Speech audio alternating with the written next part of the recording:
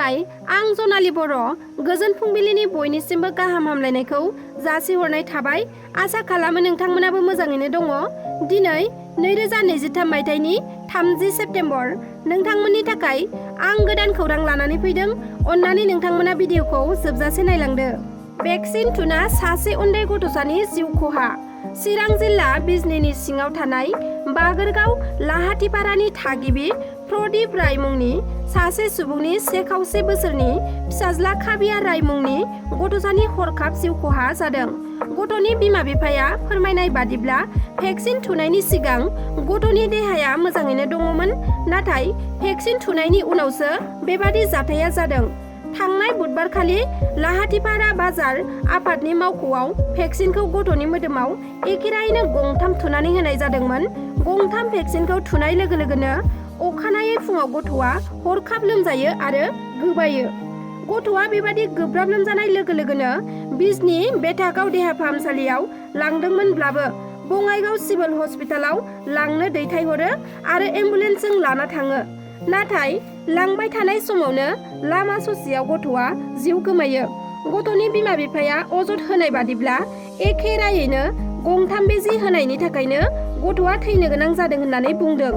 बे गथ'नो पुर्णिमा बसुमतारी मुंनि सासे नार्सआ भेक्सिनखौ थुदोंमोन। गिथाव बाथाव जाथाय। बे गिथाव बाथाव जाथाया जोंनि आसामावनो जादों।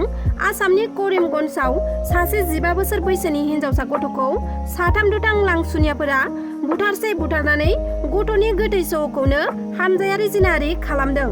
नखराव रावबो गैयै समाव खाबु लानानै दुथांफोरा गथ'नि सायाव बेबादि इनाय हाबाखौ मावदों। उनाव गासै जाथायखौ पुलिसा खौरां मोननानै जाथायाव लोब्बा थानाय दायनिगिरिफोरखौ एरेस्ट खालामो।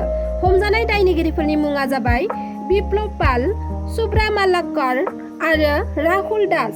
दा बिसोरखौ एरेस्ट खालामनानै जोबथेसालिसिम दैथायहरनाय जाबाय आरो दायनिगिरिफोरखौ फासि होनांगौ होनना नखरनिजों लोगोसे रायजो नाङैनो गोख्रों दाबि खालामदों। जरहाट जिल्लानि मरियनीआव हरखाब हाग्रानि मैदेरनि गाग्लोबनायाव हाग्रा बिफाननि सासे मावफारियानि जिउ खहा।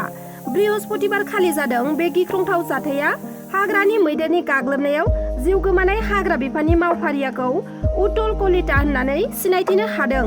बिनि अनगायैबो आरोबाव गुबुन 3 मावफारियाफोराबो गोब्राब जोखोम जादों होननानै खौरां मोन्दों। जोखोम जानाय 3 मावफारियाफोरनि मुङा जाबाय ग्रेन माहातु, राजिब बरगहाय आरो पराग दत्त। मिथिना मोननाय बादिब्ला हरनि 2 रिंगासोआव तितागड़ महकुमानि बिजयनगर ओनसोलाव आदार नागिरनानै उदखार खालामफैनाय हाग्रानि मैदेर फालोखौ होख्रांहरनो थांनाय समावनो बे गिख्रंथाव जाथाया जादों। हाग्रानि मैदेर फालोखौ होहरफिननो नाजानाय समावनो मैदेर फालोआ गाग्लोबो आरो उत्तल कलिताखौ जायगायावनो जिउ फोजोबो। बबेखानि हाग्रा बिफाननि मावफारियाफोरा नांगौ बायदि हाथियार गैयैनि थाखायनो उत्तल कलितानि जिउ खहा जादों होननानै अजद दैखांदों। गुबुन फारसेथिं जोखोम जानाय 3 सुबुंखौ जायगानि रायजो राजानि मददजों बोखांनानै जरहाट मेडिकेल कलेज एन्ड हस्पिटालाव लांनाय। गुबुन फारसेथिं जोखोम जानाय 3 सुबुंखौ जायगानि रायजो राजानि मददजों बोखांनानै जरहाट मेडिकेल एन्ड कलेज हस्पिटालाव फाहामथायनि थाखाय लांनाय जाबाय होननानै मिथिना मोन्दों। सासे सिख्लाया अंगनाबादिनि साख्रिखौ लानायनि थाखाय क'क्राझार सेंमारि गामियाव सोमजिदों दुंहाव थासारि। बे अंगनाबादिनि आनजादखौ 4 बिजाथिफोरा होदोंमोन, नाथाय अंगनाबादिनि साख्रिखौ हाबा जानाय आइजोफ्रा मोनालासिनो सासे हाबा जायै पल्लबी बरुवा मुंनि सिख्लायासो थिसनजायो। बे साख्रिनि थाखाय हाबा जानाय आइजो सुमिता देवी पम्पी रय आरो तराली बसिस मोनहाबो 2023 मायथाइनि 2 मार्चआव इन्टारभिउ होदोंमोन। बे इन्टारभिउ होनायखौ फिथाइ महरै एप्रिल दाननि 13 खालाराव फोसावना होयो सरकारा। बे साख्रिनि फोसावनायाव हाबा जानाय आइजोखौ सायख'आलासिनो सासे सिख्लाखौ सायख'नायाव रायजोफ्रा गोजोननाय गैयै फोरमायदों। सरकारनि रुल बायदियै हाबा जानाय आइजोआसो बे अंगनाबादिनि साख्रिखौ मोननांगौ होननानै क'क्राझार सेंमारि गामिनि रायजो राजाफ्रा 3नि मादाव जायखिजाया सासेखौ सायख'नानै साख्रिखौ होफिननो थाखाय खावलायहरदों। दैयाव दुगैनो थांनानै सानसे सिगां सासे बर' फरायसानि जिउ खहा जादोंमोन। क'क्राझार CITआव फरायनाय दिपज्यति बसुमतारी बिथाङा गुबैयै गुवाहाटी मालिगावनि थागिबिमोन। बिथाङा क'क्राझारनि CITआव फुड इन्जिनियारिं डिप्ल'मा खालामगासिनो दङमोन। नाथाय दिपज्यतिया गावनि साबा लोगोफोरजों लोगोसे गौरां दैसायाव दुगैनो थांदोंमोन। बे समावनो बिथाङा दैयाव गोदोनानै जिउ खहा जायो। बिथांनि गोथै देहाखौ गोबां नागिरदोंमोनब्लाबो मोननो हायाखैमोन। नाथाय मैयानि दिनाव गोथै देहाखौ बोखांनो हायो। गोथै देहाखौ बोखांनायाव बिटिआरनि गाहाय प्रमद बर' बिथाङाबो बाहागो लादोंमोन। बिथाङा बुङोदि बे फरायसाया जौ लोंदोंमोन होनना खोनानो मोन्दों आरो फरायसाफ्रा फैना रंजा बाजा खालामफैयो।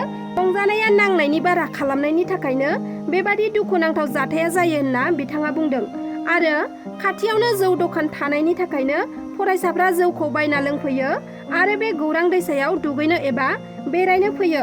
नाथाय दैनि कारेन्टखौ मिथियाबालानो दैयाव हाबोब्ला बिपद जायो आरो दैमाया जोबोद गोलाव जानायनि जाहोनाव फेन्सि होनाबो दोननो हाया होनना बिथाङा फोरमायदों आरो बेबादि जाथायनिफ्राय फरायसाफोरा सांग्रां जानांगौ होननानैबो खावलायदों आरो मोनफ्रोमबो इन्स्टिट्युसनजों रायज्लायनानै सिभिलाइज मेजिस्ट्रेसननि गेजेरजों जेराव जेराव बेबादि जाथाया जाबाय थादों बे जायगायाव पेट्रलिं खालामनाय जागोन आरो जुदि सोरखौबा जौ फेनाय हालोदाव मोनोब्ला बिसोरखौ एक्सन लानाय जागोन होनना प्रमद बर' बिथाङा खौरांगिरिनि सिगाङाव बुंदों। पाकिस्ताननि बेलजिस्तान प्रभिन्सआव मस्जिदनि सिङाव बम बेरफ्रुनानै सा 52 सुबुंनि जिउ खहा जादों आरो सा 130 सुबुङा जोखोम जादों। थैनायफोरनि मादाव सासे पुलिसनि DSPबो दङमोन। थैनाय DSPनि मुंखौ नवाज कास्केरी होननानै मिथिहोदों मास्टां सहरनि स्टाफ हाउस अफिसार जादेब लाहिरीया। मख'नो गोनांदि मस्जिदाव बम बेरनानै गोबां सुबुंनि जिउ खहा जानांनाया पाकिस्तानाव गोदान बाथ्रा नंलिया।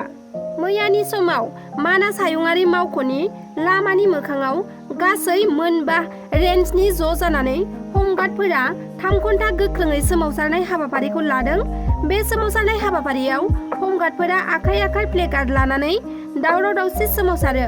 मानास हायुङारि पार्कआव गासै सा 126 हमगार्डफोरनो थांनाय 2022 मायथाइनि 19 खालारनिफ्रायनो 23,000 रां बेथन बारायना होगोननि खोथा होदोंमोन।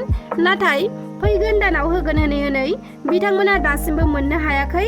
बेनिखायनो बिथांमोना गोख्रों खुद्रिसारनाय हाबाफारिखौ लादों आरो जेब्लासिम सरकारा बिथांमोननि दाबिखौ मानिनानै लाया अब्लासिम जोबनो गैयै सोमावसारनाय हाबाफारि लानाय जागोन होनना बिथांमोना बुंदों।